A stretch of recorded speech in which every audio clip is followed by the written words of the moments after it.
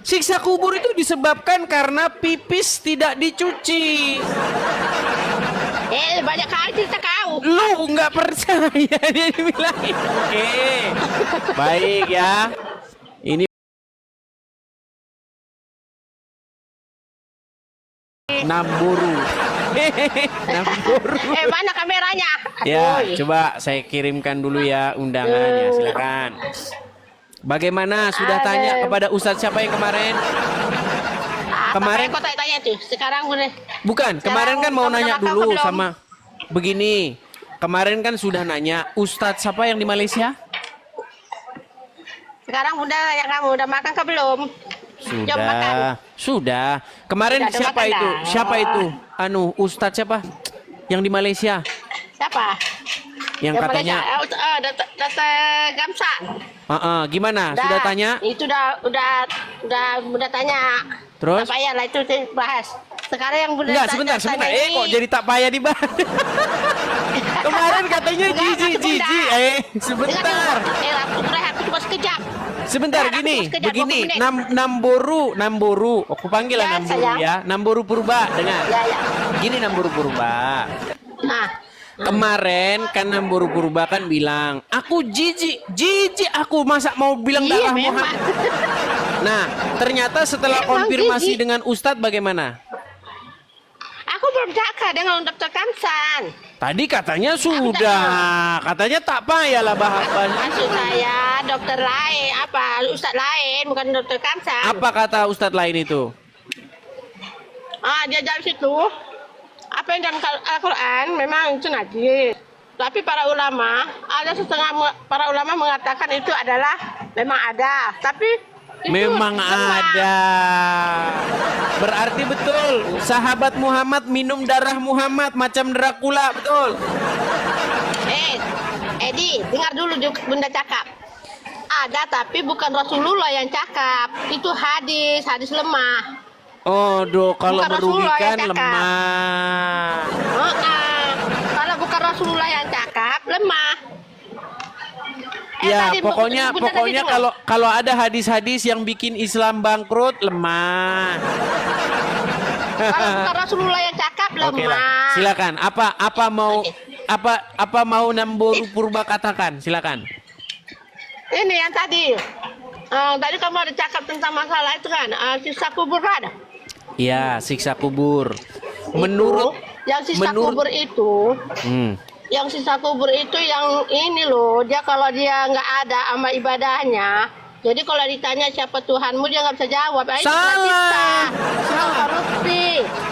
Siksa kubur itu bukan karena Muslim waktu hidupnya berbuat jahat. Bukan karena Dari mana kau Muslim. Loh, siksa kubur itu disebabkan karena pipis tidak dicuci. Banyak kali cerita kau. Lu nggak percaya dia dibilangin. Oke. Baik ya. Ini banyak sekali ini. Udah dibilang masalah pipis-pipisan kok. Gimana sih? Tidak. Bentar. Kalau kita itu di siksa kubur, kalau kita berdosa, kalau kita ditanya siapa Tuhanmu, kita nggak bisa jawab, kena cipta gitu. Bukan masalah itu. Ini nekat yang nyata lah. Baik ya, kita tampilkan hadisnya ya teman-teman ya. Nih. Iya. Jadi teman-teman sekalian, penyebab Jangan orang tampilkan siksa. hadis lah, tampilkanlah Quran. Apa yang dikatakan Quran baru ke hadis gitu. Kau ini Oke. Baik, saya akan Quran dulu, saya akan baru putarkan hadis. dulu. Namboru Purba, dengarkan ya. Ini Namboru Ya. Purba ini banyak nggak tahunya tentang agama Islam. banyak kali cerita kau. Oke, coba. Oke, silakan. Oke. Nah, Kelihatan di sini? Kelihatan Arabnya? Sudah terlihat? oke, Kamu Artinya, bacalah. artinya Kenapa sih ini volumenya? Tunggu sekejap ya. Volumenya Waduh. perlahan sangat. alasan lagi nih, ciri-ciri Tunggu dulu. lagi. Volumenya loh. Oke, Oke. sudah? Oke, Oke, nih ya. dah. Artinya, sesungguhnya kedua penghuni kubur ini sedang disiksa. Dan keduanya disiksa bukan karena perkara yang berat. Orang pertama disiksa karena tidak membersihkan dirinya dari air kencing. Betul. Betul? Ya. Itu iya, betul pertama kali. Jadi siksa kubur disebabkan oleh air Kencing. Kalau dia tak berhadap. Jadi barang siapa yang pipis di celana sudah pasti disiksa kubur, betul? Iya, betul. Betul. Tapi kalau korupsi, berzina, mencuri, tetap saja masuk surga, betul? Dengar dulu. Dengar dulu, Edi, dengar dulu cakap Bunda. Itu yang pertama kali disoal sama Allah. Dalam sholat, kalau dia tidak berhadap, Namburu Purba, dengar Namburu Purba. Menurut ajaran agama Islam, orang yang mencuri, berzina, asal mengucapkan Muhammad utusan Allah masuk surga, betul? Tidak. Loh, gimana? Sampai cakap. Oke, saya tampilkan lagi sebentar. Sabar. Kita tampilkan semua teman-teman. Sabar ya. Enak kali orang berzina masuk surga. Memang begitu. Memang begitu, saudara. Sabar. Kau salah penafsir. Kutunjukkan ayatnya. Memang mereka ini ya, sungguh nekat yang nyata mereka ini ya. Baik, sebentar. Sabar. Bukan nyata, kamu yang nggak paham penafsiran. Baik, sabar. Oke ya. Kita tampilkan. Bentar.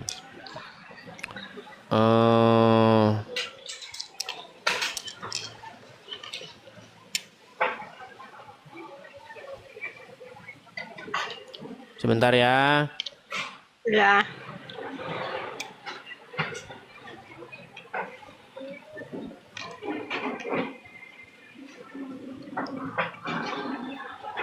Sabar ya. Oke. Ya. Kita bukakan. Nih ya, sudah saya bukakan. Nih. Apa dikatakan di sini? Ya. Menceritakan kepada kami dan seterusnya dan seterusnya dan seterusnya. Nih, ya. Rasulullah, lihat sini dong. Nih, nanti disangkain saya bohong. Nanti disangkain saya bohong. Nih. Telah mengabarkan kepadaku, Muhammad bersabda, bahwa barang siapa yang mati dari umatku sedang dia tidak menyekutukan Allah dengan sesuatu yang lain, sesuatu apapun, maka dia pasti masuk surga. Aku tanyakan. Aku tanyakan. Iya, betul. Aku tanyakan, sekalipun dia mencuri, sekalipun dia berzina. Beliau menjawab, ya, sekalipun dia mencuri, sekalipun dia berzina. Iya, betul. Bayangkan agama dia Islam. Berjudi. Sungguh sangat agama Islam sungguh sangat unik, saudara-saudara ya.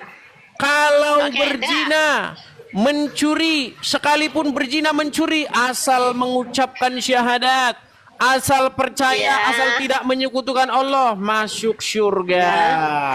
Oke. Tapi dengar. Tapi kalau Anda kencingnya tidak dicuci bersih, maka Anda akan disiksa kubur, betul? Iya. Jadi mendingan sebentar, mendingan pipis tidak dicuci bersih atau mendingan korupsi? Nah, boleh Bunda jawab. Silakan. Supaya kau oke. Apa yang kau baca tadi hadis itu tadi, wanita yang berzina yaitu korupsi ke apa ke, selagi dia tidak menyekutukan Allah Subhanahu wa taala, dijamin oleh Rasulullah masuk surga. Masuk surga. Tapi dengan syarat. Dengar dulu. Di mana ada syaratnya? Kalau ada syaratnya. Masa ini nggak ada syaratnya? Nih loh. Sebentar ya nih. Aduh, kok dibilang ada syarat-syaratnya? Ini nggak ada syaratnya. Nih, lihat nih. Nih. Telah datang mengabarkan kepadaku bahwa barang siapa yang mati dari umatku sedang dia tidak menyekutukan Allah dengan sesuatu apapun, maka dia pasti masuk surga. Aku tanyakan, sekalipun dia berzina atau mencuri, beliau menjawab ya, sekalipun dia berzina atau mencuri. Jadi orang Islam, walaupun pezina, walaupun pencuri, tetap masuk surga, betul? Iya, betul. Iya. Tapi kalau orang Islam cebok, ya, tidak dicuci bersih, kena siksa kubur, betul? Betul. Jadi mana yang lebih penting? Tidak mencuri, tidak berzina, atau cuci-cuci alat kemaluan? Cuci hadas. lebih Cuci penting, hadas yang lebih paling penting cuci kemaluan ketimbang mencuri dan berzina, betul? Iyalah. Iya, cuci hadas. Sungguh Cuci luar hadas. biasa Itu disiksa agama kubur. Islam, saudara-saudara. Jadi Oke, baru lebih penting mencuci kemaluan ketimbang dulu, untuk Bunda menjaga diri dulu. agar Dengar tidak dulu. korupsi, betul? Iya, dengar dulu Bunda bagi penjelasan. Kamu ini bukannya tahu apa. Sungguh ini Bunda bagi adalah penjelasan. Islam yang nyata. Silakan. Dengar dulu, Bunda bagi penjelasan.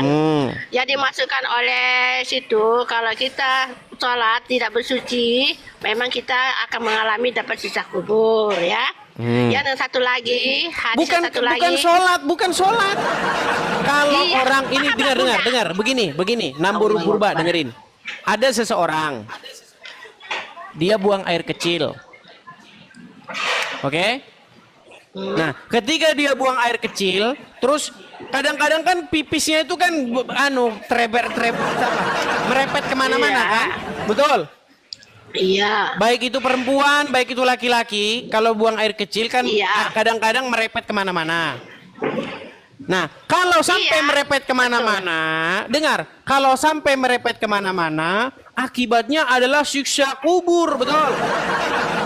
Iya betul. Nah, Maka dengar tetapi dulu dengar, penjelasanku. dengar. Kalau orang korupsi, kalau orang berzina, adakah siksa kubur di situ? Bukan siksa kubur, masuk surga. Masuk surga. Siksa kubur Makanya ada. saya Masuk bilang surga. lebih penting menjaga kebersihan kemaluan ketimbang menjaga diri Iya. untuk tidak korupsi, betul? Iya betul. Iya, Daripada itulah kita- agama apa? Islam. Nah, makanya dengar dulu penjelasanku. Dengar dulu penjelasannya. Jangan dipotong ya. Ya, silakan. Penjelasan Bunda. Silakan. Oke. Yang dimaksudkan itu kita mensuci dari hadas kecil seperti kencing ataupun kita buang hadas besar, ya. Termasuk contohnya bagi contoh membaca Quran, kenalah kita bersuci hadas. Mau sholat kita mau bersuci hadas. Yang mana-mana saja pun yang namanya kita buang air kecil dan buang air besar, kita kena bersuci hadas. Paham tak? Paham? Buang apapun, mau buang air kecil ke mau buang air besar ke, kena cuci hadas. Paham? Paham Kak Edi? Ini saya curiga ini, teman-teman. Gini. Ini saya curiga ini. Gini, pernah tidak terbesit di dalam pikirannya Nambur Purba kalau hadis-hadis itu adalah karangan orang-orang penggemar kemaluan. Dia senang kemaluan yang bersih begitu. Ah, gimana caranya biar orang kemaluannya biar bersih? Maka harus kita buatlah hadis supaya orang kemaluannya tidak bau pesing begitu. Tapi jangan-jangan loh, bisa-bisa jadi. Pernahkah Anda berpikir sampai liar sejauh itu? Ini jangan-jangan karangan orang-orang penggemar kemaluan. Dengar dulu. Dia tidak mau. Ah, ini ya. Saya sering dapati kemaluannya bau pesing. Maka dikaranglah sebuah hadis. Ya kan? Barang siapa yang tidak menuci kemaluannya, maka akan disiksa kubur. Betul? Bisa jadi, bisa jadi. Ini kan pikiran kita kalau menerawang kemana-mana. Nih, saya kasih contoh misalnya gini. Ada hadis, saya pernah ngobrol sama seorang wanita, tapi udah kejadian udah lama ya. Nih, saya ngobrol begini. Kamu tahu nggak? Baru mana? Gini, kamu tahu nggak hadis tentang seorang istri kalau mengizinkan suaminya punya istri lagi, maka dijamin tiket masuk surga. Pernah dengar? Mana ada? Mana ada? Ada. Ada. Loh, Mana ada? ada sebuah hadis di mana bagi wanita yang mengizinkan suaminya kawin lagi, itu tiket masuk surga. Waduh. Tipu. Loh, Bohong. nah sekarang begini, Ya, waktu itu ada. saya ngobrol sama dia muslimah ini, seorang perempuan, tapi dia udah sedikit-sedikit agnostik. Dia bilang begini, kalau menurut saya itu karang-karangannya pengarang hadis untuk mensukseskan acara mereka punya istri lagi. Iya, nggak percaya. Nih, saya tampilkan hadisnya ya, bagaimana kalau perempuan mau dipoligami itu tiket masuk surga. Sebentar ya. Ada. Tipu. Bohong. Oke, baik ya. Hadis tentang ya. Bentar ya. Istri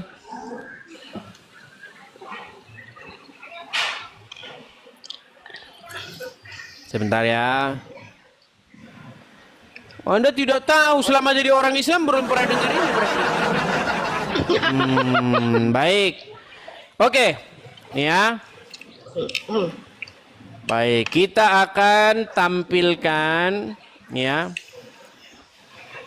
Baik. Contoh ya, kita akan sebentar. Amin. Kalau muda. Beri kesehatan ya. Keutamaan ya. nih. Keutamaan istri yang ridho di poligami. Anda tidak tahu nih. Nih, baik kita tampilkan ya. Kita tampilkan. Makanya teman-teman ya. Nah, nih. Keutamaan istri yang ridho di poligami. Nih ada pertanyaan nih. Ini kan tanya jawab nih ya, forum tanya jawab. Benarkah bahwa istri yang ridho di poligami oleh suaminya bahwa ia akan dijamin surga? Jika itu tidak benar, apakah ada keutamaan khusus bagi istri yang dipoligami oleh suaminya? Wah, ini mantap ini ya, ukhti. Oke. Assalamualaikum ya, Rabbil alamin dan seterusnya. Nih. Tidak kami ketahui adanya keutamaan khusus berdasarkan Al-Quran dan As-Sunnah tentang istri yang rela dimadu atau dipoligami oleh suaminya. Siapa yang menyebutkan keutamaan demikian secara mutlak, wajib dibawakan dalil. Namun, nah ini hati-hati nih kalau udah namun ini ya. Namun, yang mendekati hal itu adalah ancaman bagi wanita yang meminta cerai karena suaminya poligami. Nah, ada ini ayatnya. Nah ini, lihat nih. Wanita mana saja yang meminta kepada suaminya untuk dicerai tanpa kondisi mendesak, maka haram baginya bau surga. Itu. Itu betul. Iya, makanya kalau suami dengar, kalau suami mau kawin lagi, istri mengancam cerai, maka diharamkan surga baginya. Betul. Betul. Iya. Jadi kalau ada suami mau kawin lagi, boleh harus diizinkan oleh istrinya, betul? Tak semestinya. Waduh ini. Nah, tidak percaya kepada Al-Quran. Dengar sini. Izin ke tak izin, suami berhak dia kawin lebih dari satu. Enggak tanpa izin, enggak ada, harus ada izinnya. Izin dari mana? Tidak perlu izin. Tak perlu. Perlu nggak dengar? Perlu nggak suami izin kepada istrinya kalau dia mau kawin lagi? Tak perlu. Tak perlu. Dia boleh kawin. Berarti tinggal kawin-kawin saja kan? Boleh nikah aja sampai 4 kali, batas sekali serentak pakai boleh. 4 saja. Kalau dia mau nikah yang kelima, kena cerai dulu. Salah satu di antara yang 4 itu. Baru boleh kawin yang kelima.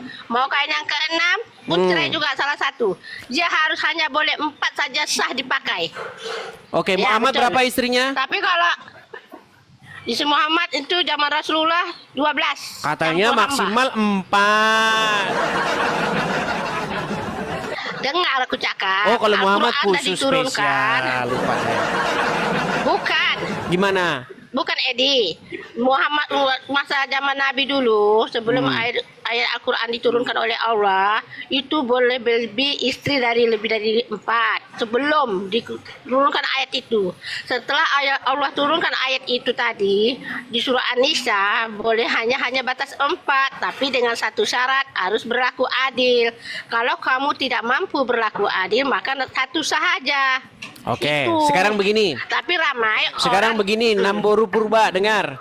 Sebagai seorang istri, kalau suaminya orang kaya, punya banyak duit, iya.